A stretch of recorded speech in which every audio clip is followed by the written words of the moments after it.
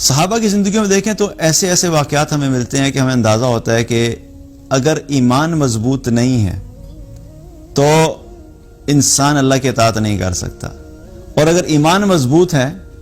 تو چاہے ظاہری حالات کچھ بھی ہیں انسان اللہ کی اطاعت کرنے کے لیے تیار بھی ہوتا ہے اور وہ آگے بڑھتا بھی ہے۔ مصعب بن عمیر رضی اللہ عنہ کو جب ان کی والدہ نے گھر سے نکالا، مسلمان ہو گئے تھے، اس سے پہلے جب مسلمان نہیں ہوئے تھے تو وہ ایسی زندگی گزارتے تھے کہ ہم سب کو پتا ہے کہ ان کا جو لائف سٹائل تھا بڑا لیوش قسم کا تھا، اعلیٰ سے اعلیٰ کپڑا پہننا، اچھے سے اچھا پرفیوم لگانا، اور ان کا جوتا بھی جو ہے وہ یمن سے آیا کرتا تھا اسپیشلی امپورٹ ہو کے، اور بہت سے ان کی فین فالوئنگ بھی تھی اس وقت کے اعتبار سے، آبویسلی سوشل میڈیا تو نہیں تھا لیکن بہت سے لوگ ان کے فین ہوتے تھے، وہ انتظار کرتے تھے کہ مصعب بن عمیر کب آئیں گے تو ہم ان کے ساتھ بیٹھیں گے، ان سے بات چیت کریں گے، کیونکہ ایک فطرتی بات ہوتی ہے کہ جو انسان، کیونکہ وہ اچھی بات کرنے والے تھے، ان کا بات کرنے کا انداز بڑا زبردست تھا، تو بہت سے لوگ ان کی باتوں کو سننے کے لیے منتظر ہوتے تھے کہ وہ آئیں گے اور ہم ان کی کمپنی میں بیٹھ کے بات چیت ان سے کریں گے۔ ابھی مسلمان نہیں ہوئے تھے، اس سے پہلے ہی ان کی فین فالوئنگ بہت زیادہ تھی۔ مسلمان ہوئے، گھر سے والدہ نے نکال دیا۔ اب جب گھر سے نکل رہے تھے تو آپ ذرا ان کی سچویشن سوچئے کہ ایک طرف وہ ساری زندگی ہے کہ جو ایک لیوش لائف سٹائل ہے، اور دوسری طرف انہیں پتا تھا کہ اب میں اگر یہاں سے نکل کے باہر جاتا ہوں تو آگے مشکلات ہی مشکلات ہیں، مصیبتیں ہی مصیبتیں ہیں، کیونکہ مسلمانوں کو اس وقت کیا تھا، وہ مسلمان سٹرگل کر رہے تھے، مسلمانوں کو طرح طرح کی اذیتیں مل رہی تھیں، مسلمانوں پہ ظلم و ستم ڈھائے جا رہے تھے، مسلمانوں کے پاس کھانے کے لیے بھی اتنا کچھ نہیں تھا، ان کے رہنے کی جگہ ان کے لیے مشکل بنا دی گئی تھی، ان کے ساتھ سوشل بائیکاٹ کیا گیا تھا، ان کے ساتھ جو ہے وہ اکنامک بائیکاٹ کیا گیا تھا، مطلب مسلمانوں کے لیے سوائے مشکلات کے اور آزمائشوں کے کچھ بھی نہیں تھا۔ So he had to take a decision کہ کیا میں اپنی اسی زندگی کو کنٹینیو کروں کہ اپنا اچھا کھانا، اچھا لباس، اچھی بات چیت، لوگوں کی فین فالوئنگ، لوگ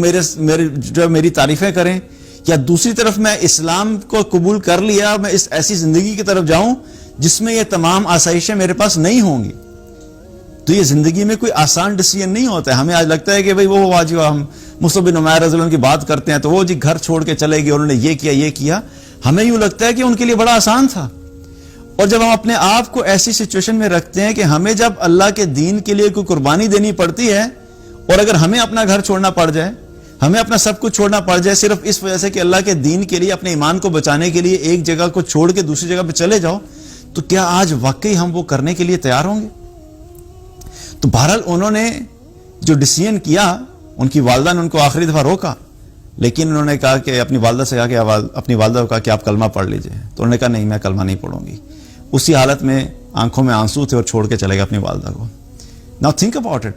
کہ کیا ان کے دل میں کیفیت ہوگی کہ ایک ایسی لائف کو چھوڑ کے جا رہا ہوں کہ جو اتنی زبردست دنیاوی زندگی تھی، اور دوسری طرف اب مشکلات ہی مشکلات ہیں۔ لیکن وہ کیا چیز تھی جس بیس کے اوپر انہوں نے اتنا بڑا ڈیسیژن کیا؟ ان کی فزیکل سٹرینتھ نہیں تھی، وہ ان کے ایمان کی طاقت تھی، کہ جب دل میں اللہ کی عظمت، اللہ کا خوف، اللہ کی محبت، اللہ کے رسول صلی اللہ علیہ وسلم کی محبت، آخرت کی فکر، دنیا کی حقیقت، آخرت کی حقیقت جب انسان کے دل میں بالکل کلیئر ہو جاتی ہے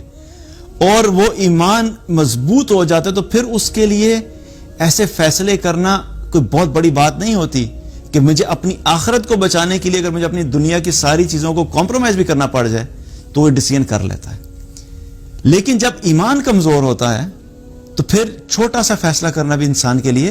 مشکل ہو جاتا ہے۔ تو مصعب بن عمیر رضی اللہ عنہ نے کیا کیا؟ اپنے ایمان کی طاقت کی بنیاد کے اوپر اس دنیا کی آسائشیں اور لذتیں اور خواہشات جو بھی تھے ان کو چھوڑنا پڑا، انہوں نے چھوڑ دیا، اور الٹیمیٹلی کیا ہوا؟ دین کی دعوت کے کام میں لگ گئے، اور جا کے لوگوں کے گھر گھر میں جا کے لوگوں تک اسلام پہنچایا۔ اور پھر ایسی کنڈیشن میں آ گئے تھے